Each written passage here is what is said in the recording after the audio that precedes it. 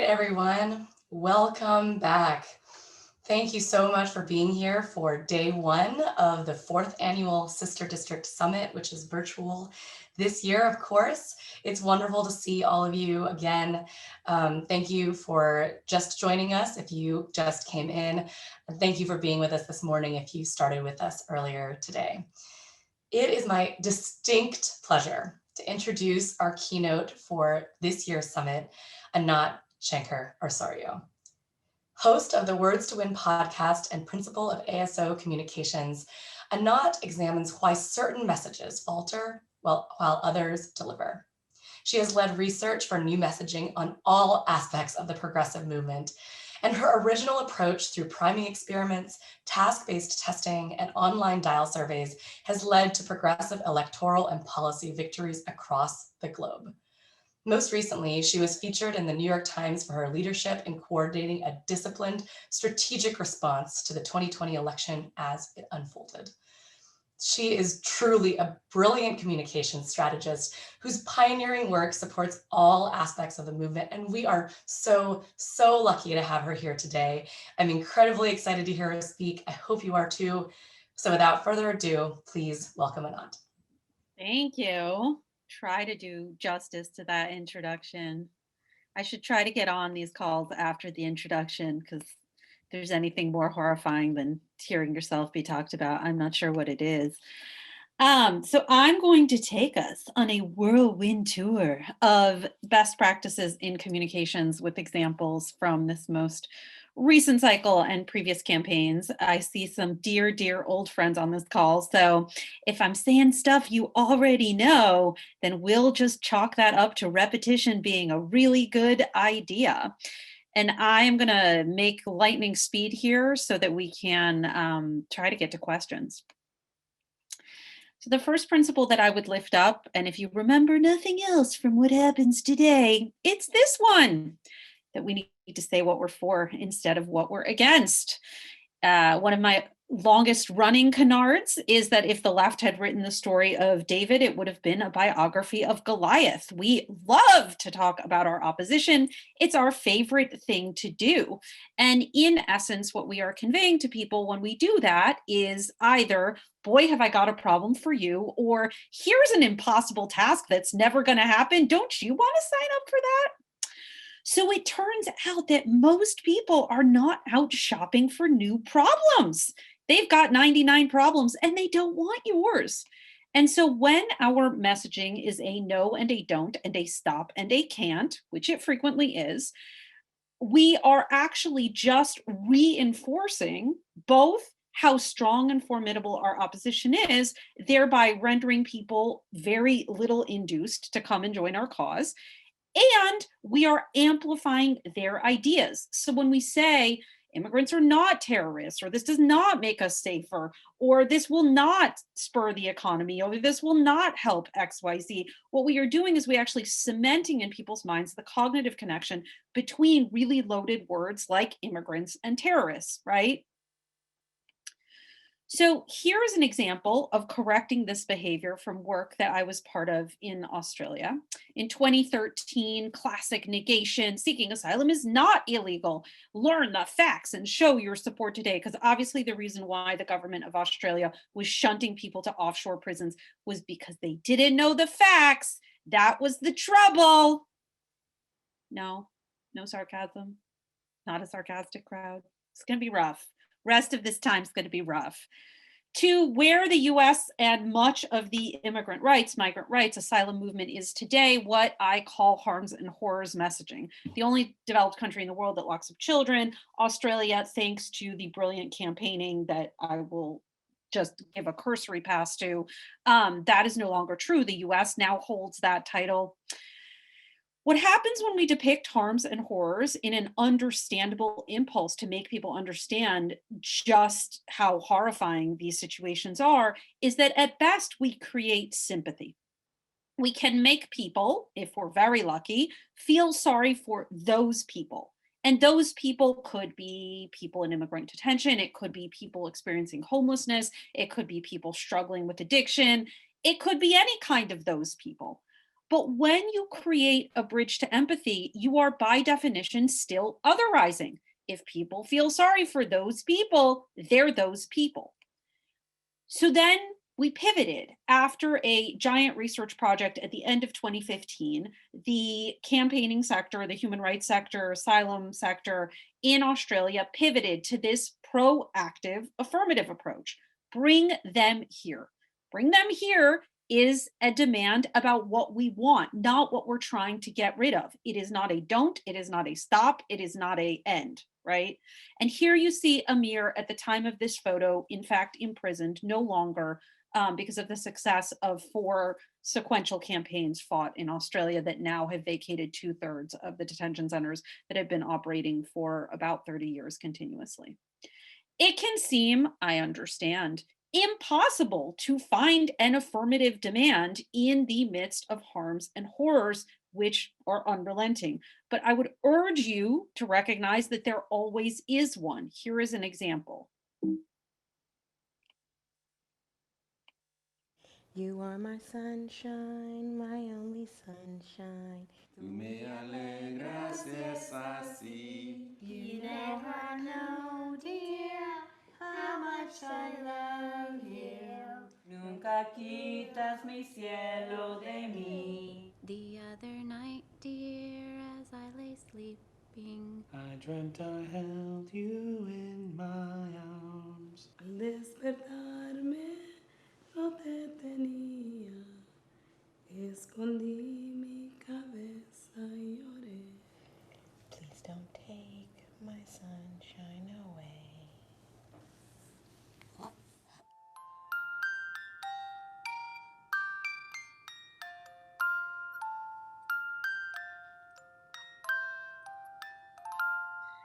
Tested it many, many times. The brilliant Luisa Dantas made that with me. We do a lot of work together. We can create a fair immigration process that respects all children, always in comparison to end this, stop that, don't do this, always tests better. And we have to recall that when we make negative demands, we potentially render ourselves a victim of our own success. Here in California, where I live, a couple of years ago, there was a successful campaign to quote, end cash bail. And so the state lawmakers ended cash bail by basically prolonging pretrial detention indefinitely. And when the activists who had succeeded in, quote, ending cash bail were horrified at this outcome, the lawmakers were perplexed. You told us to end cash bail. Same thing with ending family separation. You can end family separation by detaining families all in the same spot. When we don't say what we're for and then we win, we don't really win.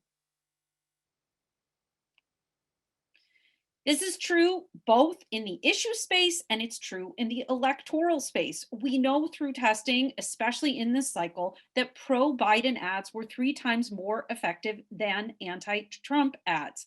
What you fight, you feed. The more that you talk about your opposition, the more that you render them powerful and the more airtime you rob of yourself to make people hunger for the beautiful tomorrow that you're supposed to be delivering to them.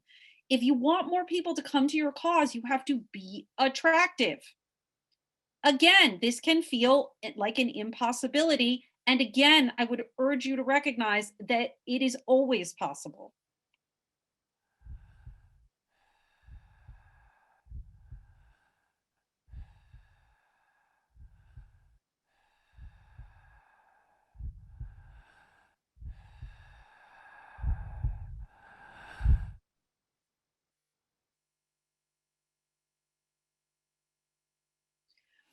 We shouldn't be forcing people to perform their pain for us as a condition of accepting their humanity. That is one of the fundamental principles that I try to adhere to in my messaging. We can present people in their full 3-dimensional humanity. That ad was made with Black Visions Collective, Minneapolis-based incredible organizing group, to have something to say about the protests that were going on and about Black life that wasn't merely an amplification of harms and horrors. Principle 2, order matters. The order in which we construct our messages alters how people perceive them. So in a standard progressive message, it tends to begin with a problem statement, right? There's a war on women. Poverty is at its highest in however many years. Union density has decreased this much. This is going on with climate change. That is usually the opening salvo. And then it moves to hope and then action. It takes that form. And what we find is that when our opening salvo is a problem, it's not that people don't believe us. They're struggling. They know we got problems. It's that bridge to hope is nearly impossible to make because you've activated cynicism. The ordering that works inverts that, and it begins with a shared value and moves to the problem second. For example,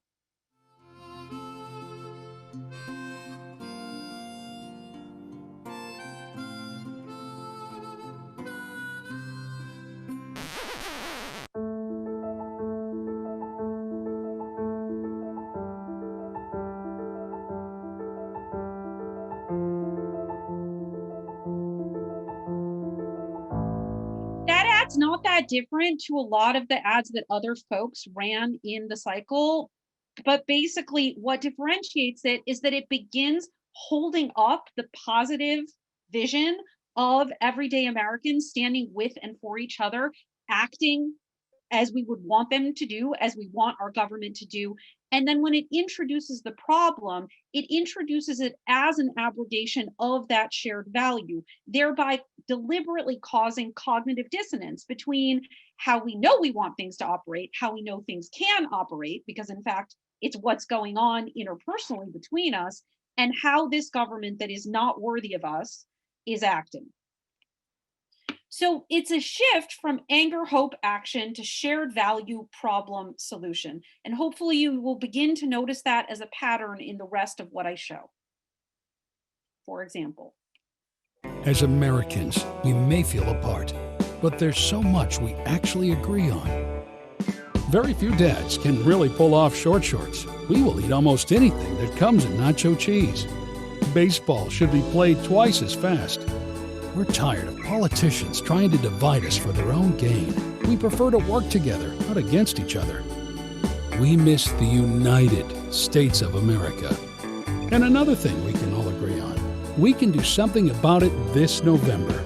America, let's reunite. So that ad was made with frame shift. It's not labeled on there. That's the oversight. Principle number 3, politics isn't solitaire. We do not exist in a world in which we can make our opposition be quiet. In fact, they're real loud and people hear from them all of the time. So a fantasy world in which we can think we just won't talk about race. We just won't talk about reproductive rights. We just won't talk about police. We just won't talk about immigrants. We just won't talk about whatever we are told by some centrist force that we should not talk about. Even if it were not our moral obligation to talk about those things, which it is, just from a purely strategic perspective, that is a fantasy story and a recipe for losing. Because if we choose not to talk about a topic, that doesn't mean the public doesn't hear about the topic. All they hear is what the opposition is saying. So what do we do in the face of that? This is another collaboration that I did with Frameshift. Clearly, humanity is central to this, and that's something that everyone can get on board.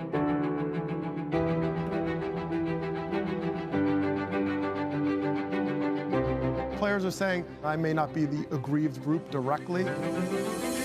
I still see you as my brother, and I'm standing by you.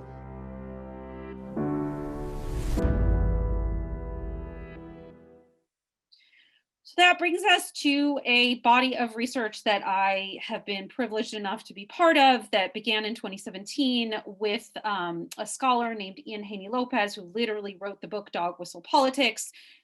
Came together with him and Heather McGee, who was the president of Demos at the time, joined forces with lots of other incredible folks, Anika Fascia, who's led the project from the beginning, SEIU, Faith in Minnesota, one of our core anchor groups, to recognize, based on Ian's thesis, what we're up against. And basically what we're up against, and have been for a while, is a right-wing narrative that stokes, exacerbates, doubles down on racial fears. Those fears can be existential. They're not coming in the right way. inner city crime. Those fears can be economic, the magical immigrant who is taking your job and not working. And while the effect of those fears is to create enmity against Black and Brown people, its core purpose is to create a disgust of and a distrust of government itself.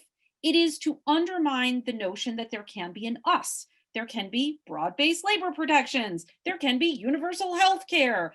There cannot be an us because there's a them. A them that just doesn't want to teach their children. A them that just doesn't want to work. A them that is just rioting and looting. And because we're meant to understand there's a them, we resent government because it takes from, quote, hardworking people who are, quote, quoted as white and gives it to profligate people who are coded as Black and brown. This breeds economic resentment. The cycle goes on and on. For too long, where this has left the left is in a tired ass debate between people who say, we need to focus on bread and butter issues and have an economic only message and not wander down the rabbit hole of things like, I don't know, people's actual lives. And then a group of people who remind us that the core of a progressive base are people of color, young people, unmarried women. And if we're not attending to issues of race, of gender identity, then they don't want to participate. And we have a mobilization problem. Then there are people who tell us to do both, which has proven incredibly ineffective. And so what we came to and have been using throughout both the 2018 and the 2020 cycle is a narrative that makes inextricable and intertwined the notions of race and class. It is built out of these blocks and insistence upon cross-racial solidarity in explicit terms, naming race explicitly toward a government that looks like us, works for us, reflects us, and enacting the twin goals of shared prosperity and racial justice. In ad form, here is one example of it. See if you can detect the shared value problem resolution. We want our communities to be healthy and vibrant. And so we march together to demand justice. While a handful of politicians try to make us fear each other, we're onto them. And we count on us. And so we turn up. And we turn out as voters. To make this a place where liberty and justice are for all. For all. For all. Para todos. Vote. And one more example. Again, see if you can detect the pattern. Where we're from, people do extraordinary things with whatever they have. But can you imagine what our neighborhoods would look like if we had all the resources we need? All the resources our kids deserve?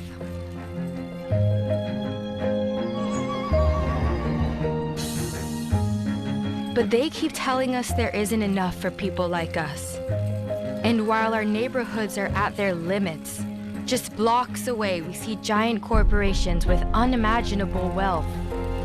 These big corporations are getting rich off our backs, paying poverty wages, polluting our air and water, and pitting us against each other.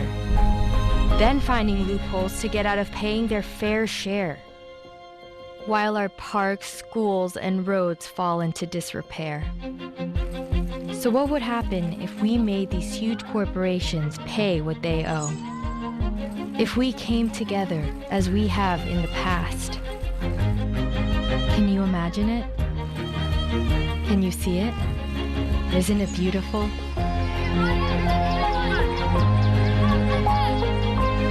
Join us.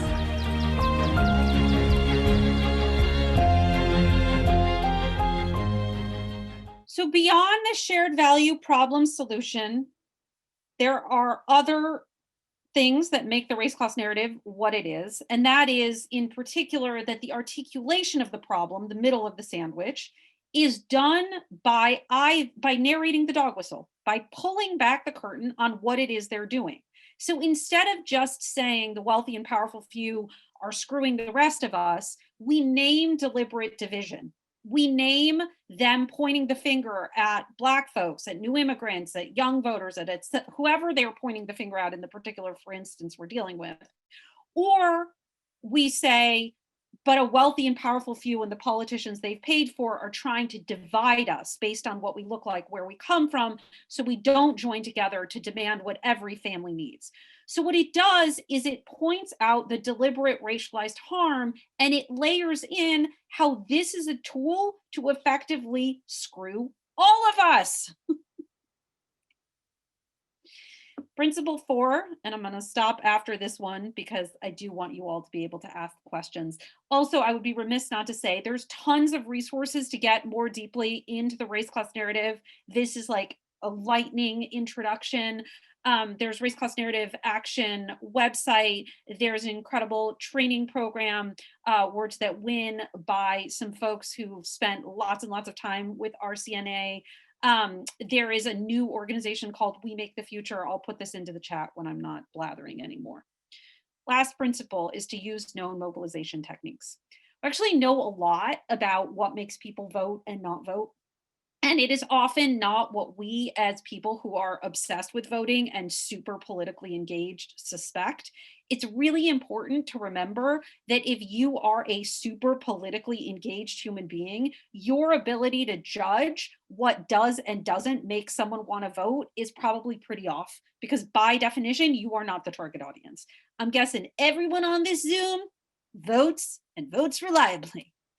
So we essentially have two psychographic groups of people who are infrequent voters, reluctant voters, never voters. I call them high potential voters because we make our own reality. I refuse to call them non-voters. So these high potential voters, these folks that we have simply not persuaded yet, fall into two camps. One we call peace seekers. They're folks who, politics is just a lot of fighting. It's just a lot of anger. I prefer to focus on my community. I do a lot for my family. I'm really active in my church. I'm really active in this community group. So these are folks who just find politics to be sort of distasteful, very angry, and they want to contribute in other ways. They also frequently tell us about themselves. I feel like I don't understand it. I wouldn't even know who to vote for. The whole thing just seems very confusing. So here is an ad targeted at peace seekers that did incredibly well in the cycle.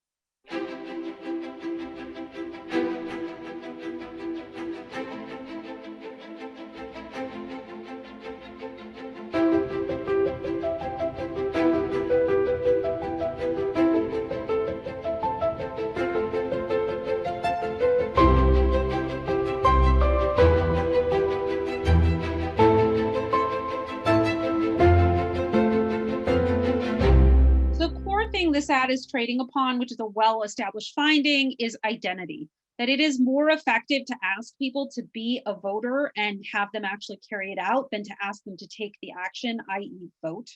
We are also building up their self-esteem by walking them through a series of identities that they presumably hold and transferring their positive feelings about those kinds of everyday activities to this other identity we'd like them to have. The second group of folks who are not that keen on voting, we call cynics. I think their name says it all. And this is an ad targeted at them.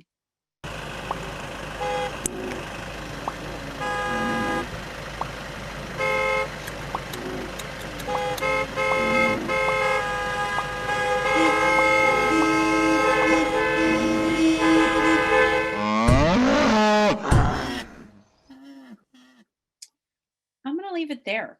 I won't go into the other stuff so that you all can ask me things. Awesome.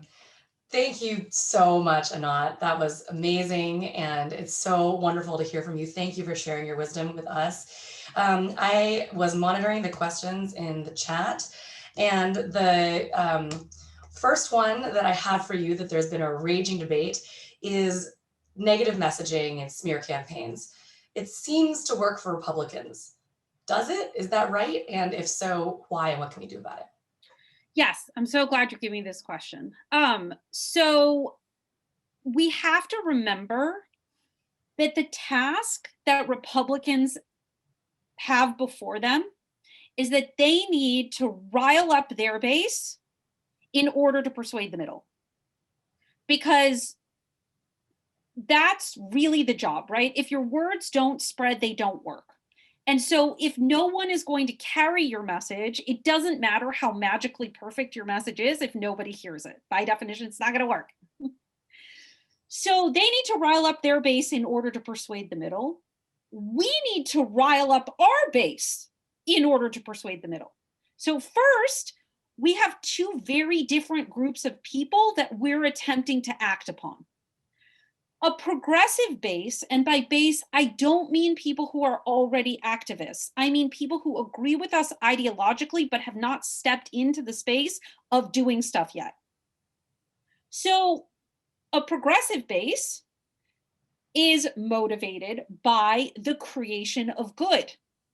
A conservative base, people who are at their core ideologically conservative, are motivated by fear and threat.